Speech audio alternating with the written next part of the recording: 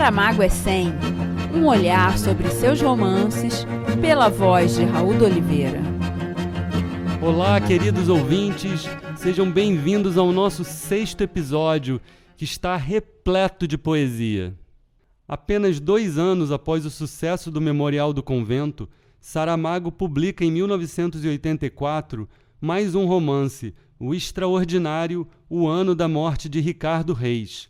Aos 62 anos, o autor segue consolidando seu estilo de narrativa e sempre nos surpreendendo com temas absolutamente criativos e instigantes.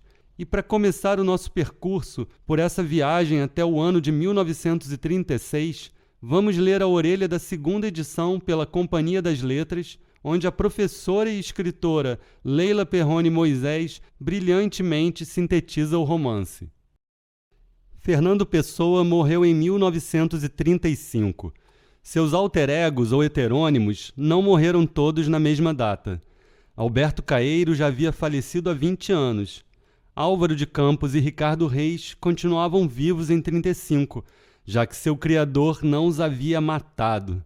A obviedade dessa sobrevivência escapou a todos que choraram e choram a morte total de Pessoa. A todos, não. José Saramago deu pela coisa e foi ver o que teria acontecido com um dos sobreviventes. Que foi que ele descobriu?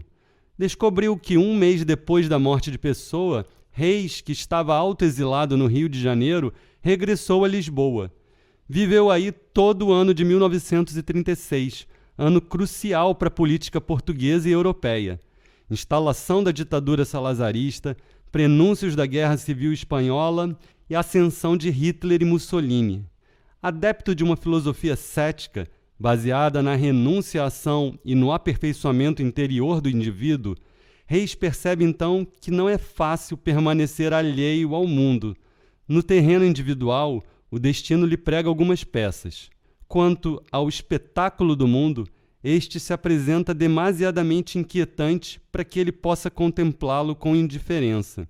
Paralisado na inação, atormentado com o que lhe acontece e acontece ao mundo, o médico poeta vive esses meses em abatimento e solidão. E, para complicar as coisas, o fantasma de Fernando Pessoa vem procurá-lo, para travar com ele instigantes conversas. O romance de Saramago prende o leitor da primeira à última linha, quer esse leitor seja ou não um pessoano, porque é uma obra com qualidades próprias. Baseado numa minuciosa pesquisa histórica, o texto de Saramago é uma reconstituição de época extraordinariamente viva, sem nenhum ranço de erudição documental. Mais do que um simples jogo literário, que por si só já seria fascinante, a criação prosseguida da ficção heteronímica resulta aqui numa reflexão sobre a identidade portuguesa e, segundo o autor, numa contribuição para o diagnóstico da doença nacional. Como verdadeiro artista que é, Saramago abstém-se, porém, de julgamentos explícitos, de prognósticos ou lições. O romance deve fazer pensar e faz. O tema delicado da alienação política de Pessoa é por ele tratado com dedos leves e certeiros. Esta é uma obra à altura de Ricardo Reis, e, conhecendo-se essa altura, poucos seriam capazes de a enfrentar sem vertigem.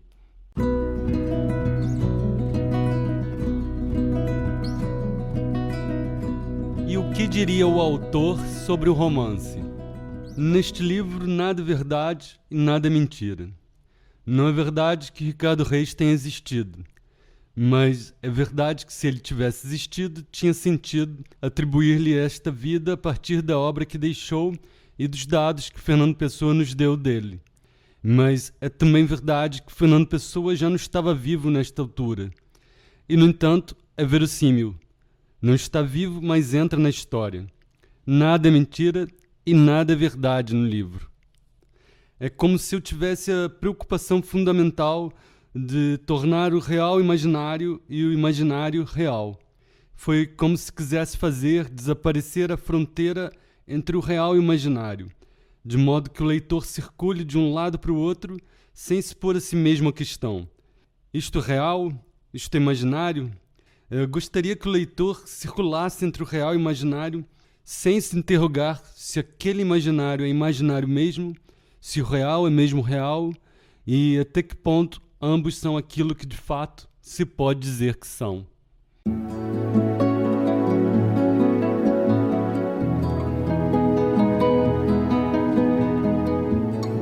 Mas esse real imaginário fantástico, que se desenvolve com maestria na obra de Saramago, foi sendo construído aos poucos, a partir do alicerce primordial da leitura, cultivado apesar de todas as dificuldades, como ele conta aqui. O que acontece é que eu não tive um livro meu até os 18 anos. E assim mesmo, os livros que tive os comprei com o dinheiro que um colega mais velho me emprestou. Acho que foram uns 300 escudos. Com isto, eu pude comprar alguns livros. Antes eu já tinha lido muitíssimo nas bibliotecas públicas, lia à noite. Depois de jantar, ia a pé, embora fosse longe de casa, até a biblioteca do Palácio dos Galveias. E até a hora de fechar, lia tudo que podia, sem nenhuma orientação, sem que ninguém me dissesse se aquilo era muito ou pouco para mim. Lia tudo que me parecia interessante. Nossos autores eu os conhecia das aulas, mas tudo que tinha a ver com autores de outros países, nada, não tinha nem ideia. Se bem que logo me dei conta de que existia um senhor chamado Balzac e outro Cervantes, etc. Pouco a pouco ia entrando neste bosque e encontrava frutos que depois fui assimilando, cada um a seu jeito.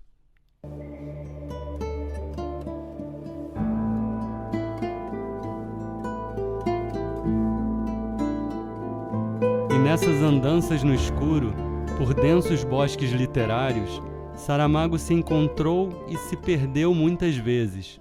Em uma delas, pensou estar lendo um autor real, de carne e osso, enquanto era hipnotizado por uma pessoa chamada Ricardo Reis. O que me levou ao livro foi mais uma questão por resolver entre mim e Ricardo Reis do que verdadeiramente o caso Pessoa e os heterônimos, que é muito mais complexo do que eu poderia ter dado no livro, que afinal exclui todos os outros, embora haja simples alusões ou referências a Álvaro de Campos e Alberto Caeiro. Ricardo Reis foi meu primeiro Fernando Pessoa. Tinha eu 18 anos quando li as Odes, publicadas no número 1 da revista Tena.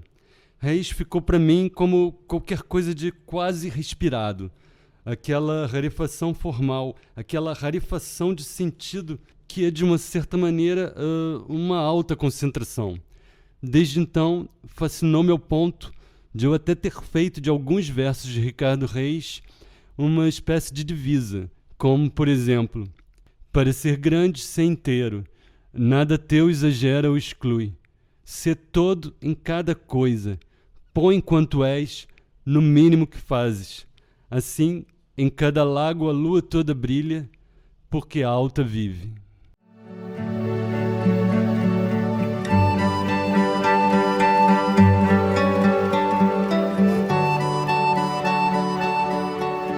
Nesse livro, Saramago não faz dedicatória, mas abusa das epígrafes pessoanas que sublinham alguns aspectos do romance. Do heterônimo Bernardo Soares, autor do Livro do Desassossego, temos: escolher modos de não agir foi sempre a atenção e o escrúpulo da minha vida. Do próprio Fernando Pessoa, lemos a epígrafe: se me disserem que é absurdo falar assim de quem nunca existiu, respondo que também não tenho provas de que Lisboa tenha alguma vez existido, ou eu que escrevo, ou qualquer coisa onde quer que seja. E abrindo o trio de epígrafes, Ricardo Reis nos apresenta o mote principal do romance. Sábio é o que se contenta com o espetáculo do mundo.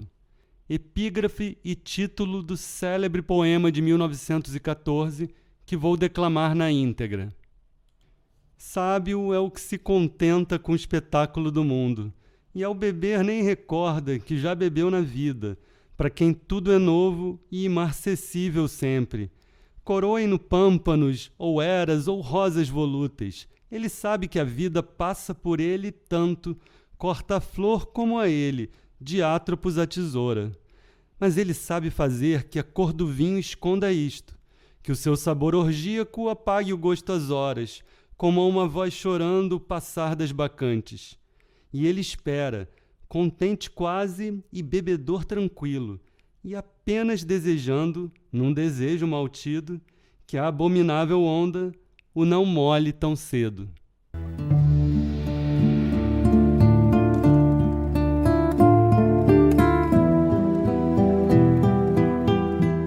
E o que José teria a nos dizer sobre o comportamento de Reis diante deste espetáculo? Vamos ouvir. Claro que aquilo que me intrigava particularmente, e já então era como se eu tomasse o Ricardo Reis só, como se ele fosse um poeta que não tivesse nada a ver com Pessoa e os outros heterônimos. Era justamente aquela indiferença em relação ao mundo. Quando ponho como uma das epígrafes deste romance, sábio que se contenta com o espetáculo do mundo, isto é qualquer coisa que desde sempre me irritou. Mas há entre mim e o Ricardo Reis uma espécie de fenômeno de atração e repulsão.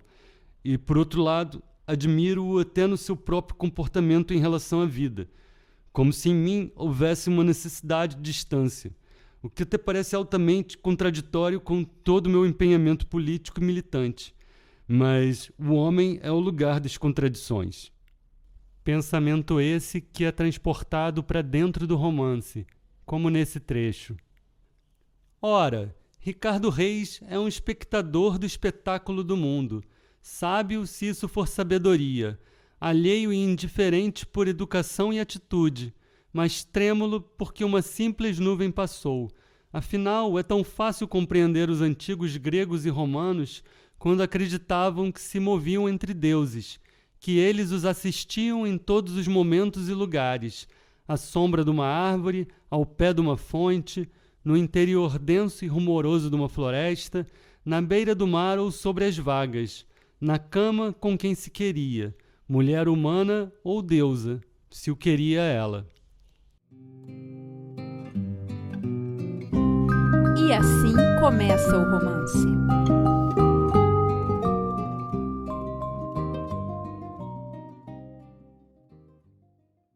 Aqui o mar acaba e a terra principia. Chove sobre a cidade pálida. As águas do rio correm turvas de barro. Há cheia nas lesírias. Um barco escuro sobe o fluxo soturno. É o Highland Brigade, que vem atracar ao cais de Alcântara. O vapor é inglês, da mala real. Usam-no para atravessar o Atlântico, entre Londres e Buenos Aires, como uma lançadeira nos caminhos do mar, para lá, para cá, escalando sempre os mesmos portos: La Plata, Montevidéu, Santos, Rio de Janeiro, Pernambuco, Las Palmas, por esta ou inversa ordem. E se não naufragar na viagem, ainda tocará em Vigo e Boulogne-sur-Mer. Enfim, entrará o Tâmisa como agora vai entrando o Tejo. Qual dos rios o maior, qual a aldeia? São poucos os que vão descer. O vapor atracou. Já arrearam a escada do portaló. Começam a mostrar-se embaixo, sem pressa, os bagageiros e os descarregadores. Saem do refúgio dos alpendres e guaritas os guardas fiscais de serviço. Assomam os alfandegueiros. A chuva abrandou, só quase nada. Juntam-se no alto da escada os viajantes, hesitando, como se duvidassem de ter sido autorizado o desembarque. Um homem grisalho, seco de carnes, assina os últimos papéis, recebe as cópias deles, pode-se ir embora, sair, continuar em terra firme a vida. Cá fora, sob a proteção do beiral largo, pousa a carga no chão e vai procurar um táxi. Não costuma ser necessário, habitualmente há-os por ali, a chegada dos vapores. O táxi arranca. O motorista quer que lhe digam: para onde? E esta pergunta, tão simples, tão natural, tão adequada à circunstância e ao lugar, apanha desprevenido o viajante, como se ter comprado a passagem no Rio de Janeiro tivesse sido e pudesse continuar a ser resposta para todas as questões, mesmo aquelas, passadas, que em seu tempo não encontraram mais que o silêncio. Agora mal desembarcou e logo vê que não. Talvez porque lhe fizeram uma das duas perguntas fatais. Para onde? A outra e pior seria: para quê?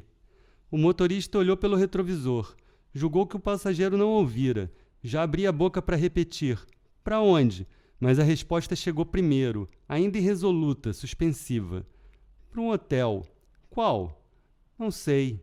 E tendo dito, não sei, soube o viajante o que queria, com tão firme convicção como se tivesse levado toda a viagem a ponderar a escolha. Um que fique perto do rio, cá para baixo. Perto do rio só se for o Bragança, ao princípio da Rua do Alecrim. Não sei se conhece. Do hotel não me lembro, mas a rua sei onde é. Vivi em Lisboa. Sou português. Ah, é português? Pelo sotaque pensei que fosse brasileiro. Percebe-se assim tanto? Bom, percebe-se alguma coisa. Há 16 anos que não vim a Portugal. 16 anos são muitos. Vai encontrar grandes mudanças por cá. E com estas palavras calou-se bruscamente o motorista.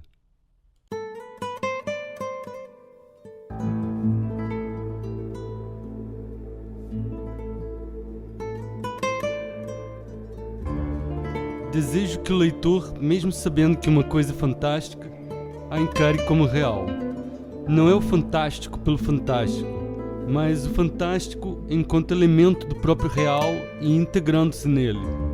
Não se trata de uma complacência minha face ao fantástico, mas de um modo de tornar mais rico, mais denso, mais florestal o real. Somente uma intimidade real com o universo pessoano seria capaz de forjar essa nova realidade imaginária, ou esse fantástico imaginário real.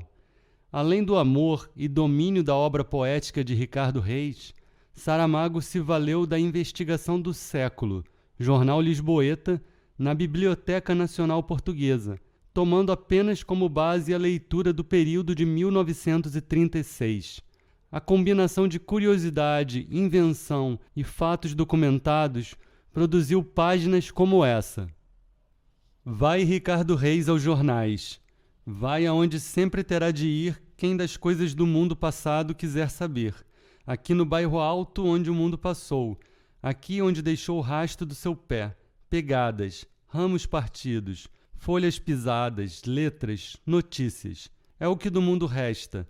O outro resto é a parte de invenção necessária para que do dito mundo possa também ficar um rosto, um olhar, um sorriso, uma agonia. Causou dolorosa impressão nos círculos intelectuais a morte inesperada de Fernando Pessoa, o poeta do Orfeu, espírito admirável que cultivava não só a poesia em moldes originais, mas também a crítica inteligente. Morreu anteontem em silêncio, como sempre viveu, mas como as letras em Portugal não sustentam ninguém, Fernando Pessoa empregou-se num escritório comercial e, linhas adiante, junto do jazigo deixaram seus amigos flores de saudade. Não diz mais este jornal. Outro diz doutra maneira o mesmo. Fernando Pessoa, o poeta extraordinário da mensagem, poema de exaltação nacionalista, dos mais belos que se tem escrito, foi ontem a enterrar. Surpreendeu-o a morte num leito cristão do Hospital de São Luís, no sábado à noite. Na poesia não era só ele, Fernando Pessoa. Ele era também Álvaro de Campos e Alberto Caeiro e Ricardo Reis. Pronto, já cá faltava o erro, a desatenção, o escrever por ouvir dizer, quando muito bem sabemos nós que Ricardo Reis é sim este homem que está lendo o jornal com os seus próprios olhos abertos e vivos.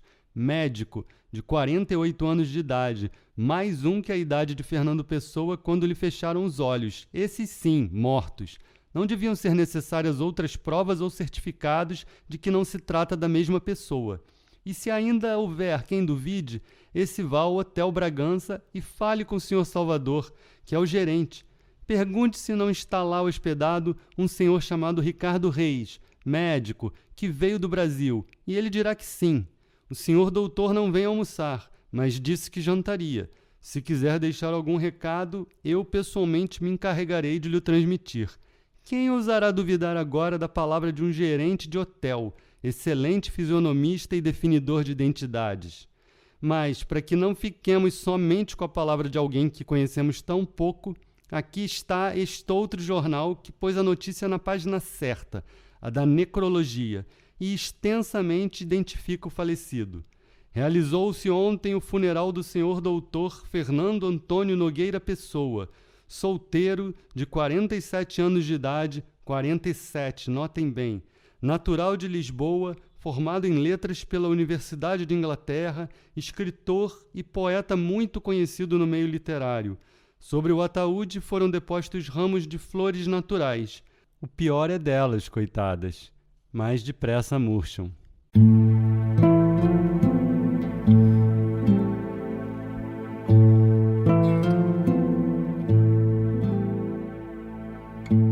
Para melhor entendermos a fabulação saramaguiana, vamos ouvir uma das odes de Ricardo Reis. Quando, Lídia, vier o nosso outono, com o inverno que há nele, reservemos um pensamento, não para a futura primavera que é de outrem, nem para o estio de quem somos mortos, senão para o que fica do que passa, o amarelo atual que as folhas vivem e as torna diferentes.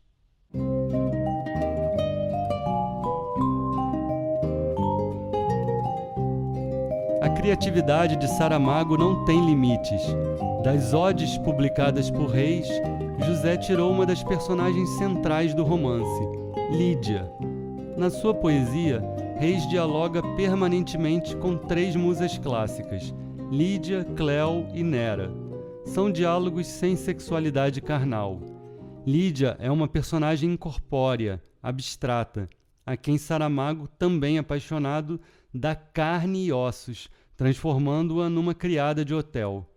No trecho a seguir, observamos o encontro desses personagens. Ouviu passos no corredor. Ressoaram discretamente uns nós de dedos na porta. Entre. Palavra que foi rogo, não ordem.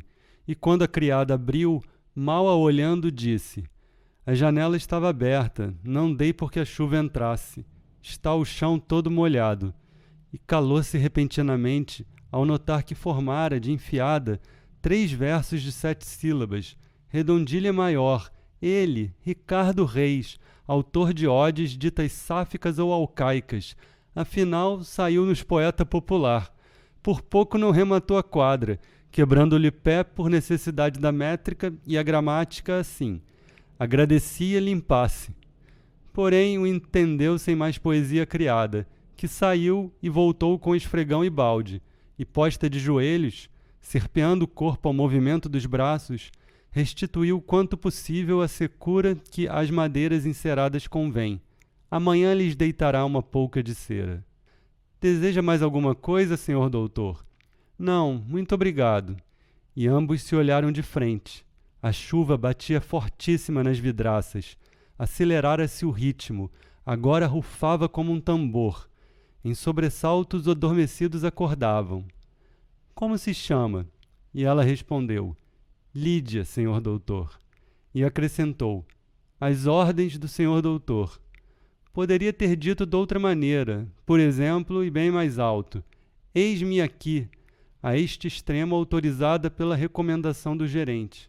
Olha lá, ó Lídia, dá tua atenção ao hóspede do 201, ao doutor Reis. E ela lhe estava dando, mas ele não respondeu. Apenas pareceu que repetira o nome. Lídia, num sussurro. Quem sabe se para não esquecer quando precisasse de voltar a chamá-la. Há pessoas assim, repetem as palavras que ouvem. As pessoas, em verdade, são papagaios umas das outras. Nem há outro modo de aprendizagem.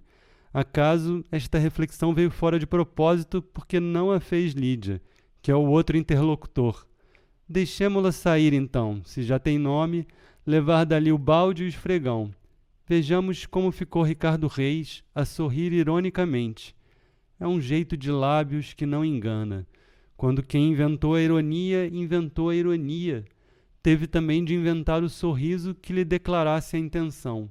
Alcançamento muito mais trabalhoso. Lídia, diz e sorri. Sorrindo, vai buscar à gaveta os seus poemas, as suas odes sáficas. Lê alguns versos apanhados no passar das folhas. E assim, Lídia, a lareira, como estando, tal seja, Lídia, o quadro. Não desejemos, Lídia, nesta hora. Quando, Lídia, vier o nosso outono, vem sentar-te comigo, Lídia, à beira-rio. Lídia, a vida mais vil antes que a morte. Já não resta vestígio de ironia no sorriso. Se de sorriso ainda justificam o nome 2 lábios abertos sobre os dentes, quando por dentro da pele se alterou o jogo dos músculos, ricto agora ou doloroso esgar, se diria em estilo chumbado.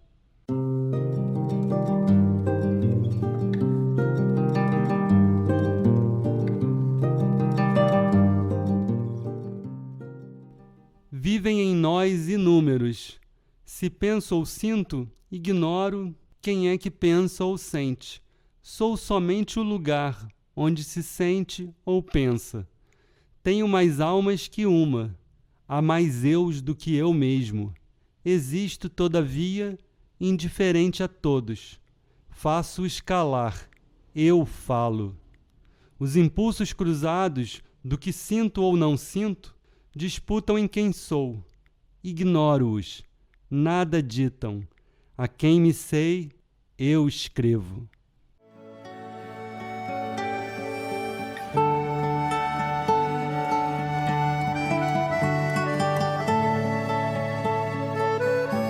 Vivem em nós inúmeros é um dos eternos poemas de Ricardo Reis. Esse Reis pessoa, plural em sua universal singularidade, espectador do espetáculo do mundo, sábio se isso for sabedoria. Mas para completar a jornada de Saramago pelo fantástico, faltava um encontro de dentro, um encontro de eus. Fernando e Ricardo. Vamos à leitura. Ao fundo brilha tenuemente a chapazinha do número 201. É então que Ricardo Reis repara que por baixo da sua porta passa uma réstia luminosa. Ter-se-ia esquecido, enfim, são coisas que podem acontecer a qualquer. Meteu a chave na fechadura, abriu. Sentado no sofá estava um homem. Reconheceu-o imediatamente, apesar de não o ver há tantos anos. E não pensou que fosse acontecimento irregular estar ali à sua espera Fernando Pessoa. Disse, olá, embora duvidasse de que ele lhe responderia. Nem sempre o absurdo respeita a lógica, mas o caso é que respondeu. Disse, viva! E estendeu-lhe a mão. Depois abraçaram-se. Então, como tem passado? Um deles fez a pergunta, ou ambos. Não importa averiguar, considerando a insignificância da frase. Ricardo Reis despiu a gabardina, pousou o chapéu, arrumou cuidadosamente o guarda-chuva no lavatório. Se ainda pingasse, lá estaria o oleado do chão. Mesmo assim, certificou-se primeiro. Apalpou a seda úmida, já não escorre. Durante todo o caminho de regresso não chovera. Puxou uma cadeira e sentou-se defronte do visitante. Reparou que Fernando Pessoa estava em corpo bem feito, que é a maneira portuguesa de dizer que o dito corpo não veste sobretudo nem gabardina, nem qualquer outra proteção contra o mau tempo, nem sequer um chapéu para a cabeça. Este tem só o fato preto, jaquetão, colete e calça, camisa branca. Preta também a gravata, e o sapato e a meia. Como se apresentaria quem estivesse de luto ou tivesse por ofício enterrar os outros. Olham-se ambos com simpatia. Vê-se que estão contentes por se terem reencontrado depois da longa ausência. E é Fernando Pessoa quem primeiro fala. Soube que me foi visitar. Eu não estava, mas disseram-me quando cheguei. E Ricardo Reis respondeu assim. Pensei que estivesse, pensei que nunca de lá saísse. Por enquanto saio. Ainda tenho uns 8 meses para circular à vontade, explicou Fernando Pessoa. 8 meses por quê? Perguntou Ricardo Reis. E Fernando Pessoa esclareceu a informação. Contas certas, no geral e em média, são 9 meses, tantos quantos os que andamos na barriga das nossas mães. Acho que é por uma questão de equilíbrio. Antes de nascermos, ainda não nos podem ver, mas todos os dias pensam em nós. Depois de morrermos, deixam de poder ver-nos e todos os dias nos vão esquecendo um pouco. Salvo casos excepcionais, 9 meses é quanto basta para o total ouvido. E agora, diga-me você, que é que o trouxe a Portugal? Ricardo Reis tirou a carteira do bolso interior do casaco, extraiu dela um papel dobrado, fez menção de o entregar a Fernando Pessoa, mas este recusou com gesto, disse, Já não sei ler, leia você. E Ricardo Reis leu. Fernando Pessoa faleceu. Stop. Parto para Glasgow. Stop. Álvaro de Campos. Quando recebi este telegrama, decidi regressar. Senti que era uma espécie de dever. É muito interessante o tom da comunicação. É o Álvaro de Campos por uma pena. Mesmo em tão poucas palavras, nota-se uma espécie de satisfação maligna, quase diria um sorriso. No fundo da sua pessoa, o Álvaro é assim. Houve ainda uma outra razão para este meu regresso, essa mais egoísta. É que em novembro rebentou no Brasil uma revolução. Muitas mortes, muita gente presa. Temi que a situação viesse a piorar. Estava indeciso, parto, não parto. Mas depois chegou o telegrama, aí decidi-me. Pronunciei-me, como disse o outro. Você, Reis, tem sina de andar a fugir das revoluções. Em 1919 foi para o Brasil por causa de uma que falhou. Agora foge do Brasil por causa de outra que provavelmente falhou também. Em rigor, eu não fugi do Brasil. E talvez que ainda lá estivesse se você não tem morrido. Lembro-me de ler, nos meus últimos dias, umas notícias sobre essa revolução. Foi uma coisa de bolchevistas, creio. Sim, foi coisa de bolchevistas, uns sargentos, uns soldados. Mas os que não morreram foram presos. Em 2 ou 3 dias acabou-se tudo. O susto foi grande, foi. Aqui em Portugal também tem havido umas revoluções. Chegaram-me lá as notícias. Você continua monárquico? Continuo, sem rei. Pode-se ser monárquico e não querer um rei. É esse o seu caso? É. Boa contradição. Não é pior que outras em que tenho vivido.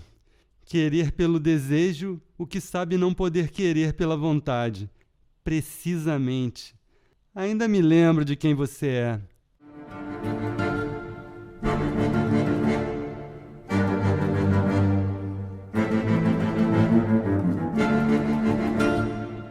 Esse foi apenas o primeiro de muitos encontros e deliciosas discussões entre Fernando Pessoa e Ricardo Reis ao longo do livro. Apenas Reis podia ver de fato o já falecido Pessoa. Mas em uma passagem do livro, embora Ricardo esteja sozinho à mesa, o garçom do Hotel Bragança serve 2 copos de vinho, um para Ricardo Reis e outro para alguém que vai chegar, e o garçom pressente.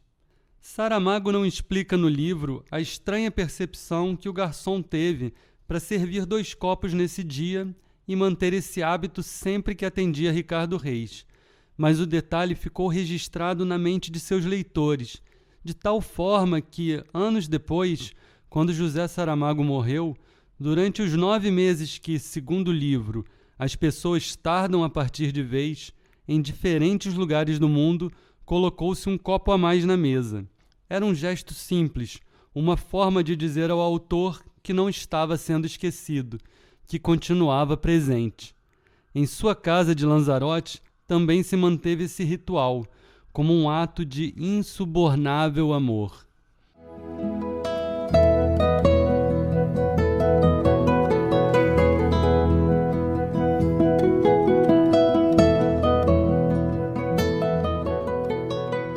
Saramago nunca escondeu sua predileção por esse romance, e em algumas declarações ao longo da vida pôde explicar essa preferência. O livro de que mais gosto, aquele que está mais dentro de mim, é O Ano da Morte de Ricardo Reis. Gosto do Memorial do Convento, que mexe muito com as pessoas, mas O Ano da Morte de Ricardo Reis talvez seja aquele que ainda hoje me emociona mais, talvez por falar de uma época que nós vivemos há pouco tempo. Em 1936, eu tinha 14 anos, mas lembro-me da tristeza que era essa cidade, chuvosa, atlântica e úmida.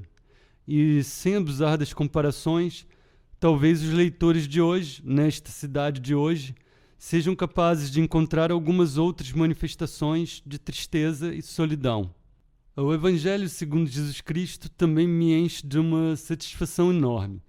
No entanto, não escondo meu fraco por um romance como O Ano da Morte. Reis é autor de uma obra que, pela sua forma, pelo conteúdo e pela sua serenidade, poderíamos chamar de clássica. Bem, aí eu apresento meu ponto de vista acerca da posição do intelectual em relação com a vida e com o seu tempo. O ano da sua morte é de 1936, data em que se dá a contenda espanhola e se fareja no ar a Segunda Guerra Mundial. Gosto dele por esse encontro e esse desencontro contínuos entre dois seres, que são um só e são diferentes ao mesmo tempo. A vida é uma espécie de jogo, e o que tento mostrar nesse romance é a pluralidade de gente que vive dentro de cada um de nós e o esforço que devemos fazer para nos apresentarmos diante dos outros com uma só imagem, de maneira coerente, com as nossas contradições aparentemente resolvidas. Isso é o que Pessoa expressa com os seus heterônimos e que eu quis traduzir num diálogo entre Pessoa e Reis, um dos tantos que viveu dentro do poeta e que habita um pouco dentro de nós. Cadernos de Lanzarote.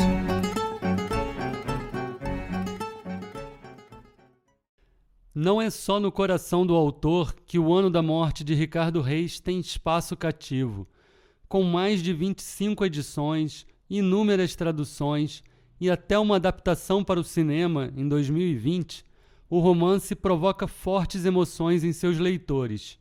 A professora Tereza Cristina Cerdeira da Silva, amiga, leitora e especialista em Saramago, com tese publicada sobre sua obra, viveu uma experiência fantástica, transmitida ao próprio autor por carta. No dia 21 de julho de 94, Saramago assim a registrou em seu diário. Com muito respeito, conservando a ortografia e a sintaxe brasileiras, é o mínimo que deve fazer quem dos brasileiros exige que respeitem as suas, transcrevo uma passagem de uma carta de Tereza Cristina Cerdeira da Silva. Conto-lhe ainda, brevemente, um desses deliciosos acasos da minha primavera lisboeta. Voltando tarde e sozinha do cinema, rumo à casa do Jorge de Sena, em Belém, tomo um táxi e, como de hábito, inicio uma conversa com o chofer.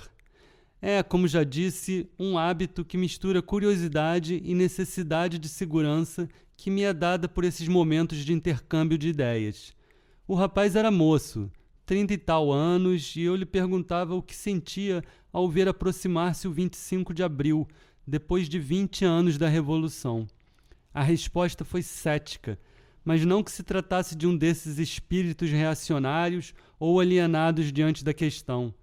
Falou-me com mágoa sobre o pai que havia sofrido horrores durante a ditadura. Tinha ficado preso anos a fio, torturado e tudo mais, e cobrava desses 20 anos o nenhum reconhecimento que lhe deram.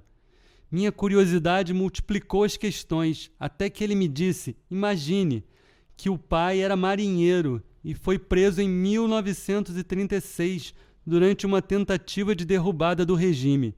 Meu coração estava aos pulos. Se me dissesse que em vez do pai era o tio, juro que acreditava que era o filho da Lídia, que a ficção não tinha deixado envelhecer. Via Lisboa noturna pela janela. Subíamos a Estrela para ir sair a Alcântara e eu fechava os olhos para imaginar a revolta dos barcos, o Daniel, o Adamastor e o Ricardo Reis, a Rua do Alecrim. Tudo me saía prustianamente dessa outra xícara de chá. Tive imensa pena quando chegamos a Belém e me despedi dele como de uma página de história que me chegava, assim, de súbito, transmudada pelas páginas de um romance que me fascina cada vez mais. No próximo episódio, vamos para mais uma fantástica aventura, dessa vez navegando rumo ao sul a bordo da Jangada de Pedra. Obrigado pela companhia e até breve! O podcast Saramago é 100 tem pesquisa, roteiro, edição e apresentação de Raul de Oliveira. Direção de arte e locuções, Diana Machado. Design gráfico, Percy Ellis. E as músicas que vocês ouvem aqui são dos maravilhosos portugueses do Madre Deus. E se vocês quiserem deixar comentários ou sugestões, me acompanhem pelo Instagram, @raul.doliveira e YouTube Raul de Oliveira. Saramago é 100!